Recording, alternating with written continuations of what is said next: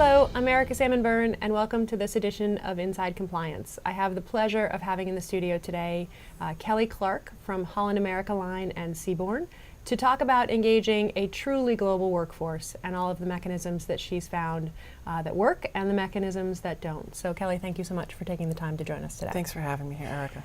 I imagine most of our audience is very familiar with Holland America and Seabourn, but for those who haven't taken a cruise, can you just give us a little bit of a sense of the size and the scope of the employee population that you're working with? Sure. We have 18,000 employees worldwide that operate. About 17,000 of those operate our 21 ships that can be anywhere in the world at any given time. And so, and they're also from all over the world, from I think up to about 50 countries right now, predominantly from 4. But as you said, it's truly a global population that is dispersed globally. So you have a global workforce, literally in international waters, between countries, and then turnover rate. What's your turnover rate like on the ships? Our turnover rate is surprisingly low in the long term. So we have generations of families that have been with us, and in all facets of our business. So on a ship, you'll have the deck department, which are the people that drive the ship, the engineers, which are the ones that make sure that everything keeps running, and the hotel, who are the ones that make sure that you're having a lovely time while you're on board. And in all of these areas, we have generations of people who have been with us. That said, one of the complications of ship life is that you need to periodically let people go home because they live on board 24/7. So there is literally almost a weekly turnover of some population on board, and the officers will rotate out either every 4 months or every 3 months, depending on their particular schedule, and some of the hotel staff are on a little bit longer. So from a training perspective then, calendaring is an enormous challenge. Absolutely. If you're trying to figure out when the right time is to try and reach a particular population, well, if you're turning people over on a weekly basis, then that's a heck of an LSAT problem. Yes, it is. We have onboarding processes. Obviously, everybody does, and so the day someone arrives, there are certain training courses that they need to take. It includes our ethics compliance and basic communications on that. In between sailings, sometimes we will have people do some training. The challenge there, of course, is that's their vacation. So you have to be a little tender about asking them to do things when they're out, but particularly for some of our staff that live in remote locations like Indonesia and the Philippines, we have training centers based there where they can go spend some time before they come back on board the ships. And then on board the ships, we have computer-based training, and we have human resources managers who provide some training, and we have traveling trainers who go from ship to ship, and that's in all aspects of the ship operations, but they'll go from ship to ship to provide certain training to our onboard employee complement. A huge challenge is actually tracking that training, because computer-based is relatively easy, one would think, except that our ships are, as you noted, in international waters. There aren't always satellites covering all of that area, so there's not always the ability to get to computer-based training. And then for the instructor-led tracking to make sure that everybody attended, finding time for them to attend with the varying schedules that everybody has, can be a huge challenge. Yeah. So from a risk perspective then, do you guys tier what kind of training people absolutely have to have in terms of what they're getting on board? And we do. Yeah. We do. So obviously safety training first and foremost. For the hospitality folks, the hospitality training is critical before they come on board, and they need to understand that not just how to set a table, but also how to engage with guests, how to engage with each other. We engage in training before people board the ship on how to interact with other cultures in a work environment, so that someone who comes on board from, for example, Indonesia and interacts with someone who's from the UK, they can each have a little bit better sense, a little bit of preparation before they come on board of what the other one might do that they might not expect, or how they might offend someone without even intending to. So we try to focus on those things ahead of time. And we have English language training in our non-English language countries, predominantly in Manila and Jakarta, and that English class focuses around our ethics and compliance program. They actually so you train them, you teach them English and you train them on ethics at the same time. Yes, Yes. That's multitasking. It is. It is. I didn't actually even know this until I visited our training center in Jakarta last year and happened to sit in on one of the classes. And it was fascinating and actually rewarding to watch mostly young people who are training to go on board the ship and who are really excited about going and who are fascinated with the topic of how to interact with people. Mm-hmm. And I mean, this is one of the most gracious cultures in the world anyway. But they really do take it to heart. So it was very rewarding to watch that. I'm sure. So before we get into the work that you and your staff particularly do, engaging with people and the amount of travel that you do, I wanted to talk a little bit about the other mechanisms that you use to reach employees, because obviously training is a critical piece of this, but it's not the only piece. So what else are you taking advantage of? We use everything that we possibly have available to us, and we have to remember also that we have 21 ships, but we also have 1,000 people in our Seattle office that we need to reach as well, and who are equally as important to the operations. And so we have print media, which is sort of old school these days, but it's one of the only ways we can ensure that we reach every member of our employee staff. And so we have an internal magazine called Making Waves, and there's always an ethics spot in Making Waves. There is a quarterly newsletter that our environmental management systems group puts out called Health, Environment, Safety, and Security newsletter, the HEST newsletter, and that actually gets published to the board of our parent company as well as everyone internally, and there's always an ethics spot in there. And of course, HEST generally is a compliance arena, so it makes sure that it's front and center for everybody. We have an intranet that is deployed right now only in Seattle, but we're very close to figuring out how to deploy it to the ships because with limited bandwidth, you have to figure out what you can put out there and what you can't. There is also a separate intranet type system that's on the ships already that has some training and communications pieces on it.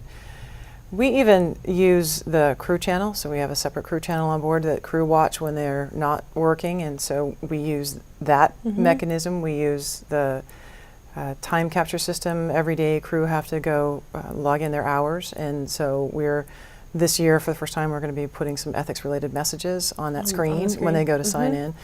So if we can find a space to talk to them, we're going to be talking to them. Right. The log on piece of it, when you're logging on to company systems, I think is a very underutilized mechanism right now. I only know of a couple companies that are doing that. Best Buy started doing funny logons a couple years ago. My favorite one of which was related to data privacy, and it was sort of along the lines of make sure that you keep all of the company's confidential information confidential and follow all of our protocols. If you don't, you can go to jail, and of course there are easier ways to meet Lindsay Lohan. Really played very well in that particular audience base. Absolutely, so, that's great. So those kinds of things, if you just stop for a moment as a compliance officer and think about the average employee's day and what those touch points, those system touch points look like, there are really a lot of opportunities to communicate with your employees. You just have to take off the I've got to send them an email hat. Exactly. And think about something else. Exactly. And I have to put in a plug for our Ethics and Compliance Committee. There's a subcommittee that deals with this issue, and they're the ones that are coming up with these creative ideas for how to get through. Who's on that subcommittee?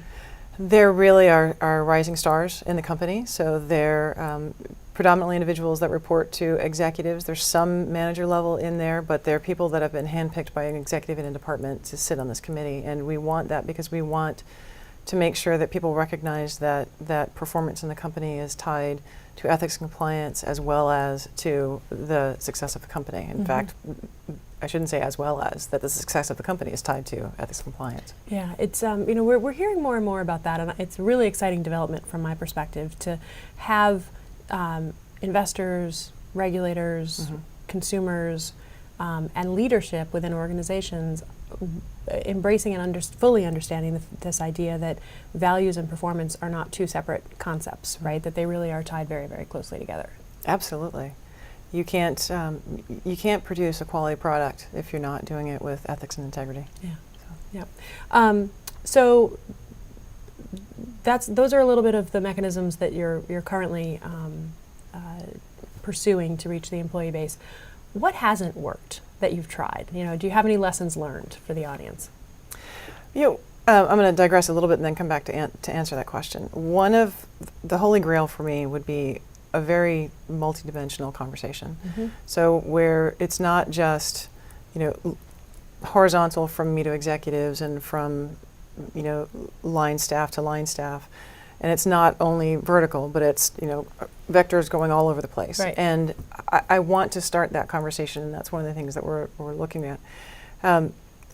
You mentioned the one-off email. That doesn't work because it's just it is a one-dimensional communication that doesn't spark discussion. Right. And I've done some presentations at some of our training. Every 18 months or so, we have all of our senior ship officers meet for 2 weeks of training. 1 week each. Obviously, somebody needs to be driving the ships, right. and so only half come at a time. And I've done some presentations there, and I've learned the hard way how to get the audience engaged. And what I mean by that is I started out, as a lot of presenters do, just trying to tell them things that I wanted them to know, and gradually realized that I can't stand that when somebody does that to me. So I needed to. And this year, I was really pleased to see that if I came up with some examples of things that have really happened and asked the questions, I still had to sort of coach them into answering the questions, but once they got started, they really enjoyed the conversation. Yeah. And that gets back to the training is sort of a double-edged sword. You need to do it, but you need to make sure you're doing it right. And the other thing that I think that I've learned is that you need to do it consistently. That you need to have a plan, lay it out, make sure that it makes sense in conjunction with what the training that you're doing, and that it's happening almost constantly, because otherwise it gets overtaken by the next thing that's important that somebody else is paying attention to. Right. So, yeah. I was really struck by one of the comments that I heard recently, which was this idea that it was perfectly fine to go ahead and start doing a newsletter on a weekly basis, because you're going to get the first one out, and then it's going to be a couple weeks before you get the next one out, and then it'll be a couple more weeks before you get the third one out, and then it's just going to be such a hard thing to do, you're going to stop doing it altogether. Interesting, yeah. That's really dangerous when it comes to these kind of communications, because if you're going to do it, you want it to become a resource that people are relying on. Absolutely. And in order for it to become a resource, it has to be something that that you are capable of doing consistently. And so, I think that there's a lesson learned there. Only bite off that which you really can chew with these kinds of things, and think about, if you're going to do it, do your best to do it right. Right. So who are your best partners inside of the organization on all of these things? I work very, very closely with our Vice President of Human Resources and with our Vice President of Public Relations. Her organization is responsible for internal communications.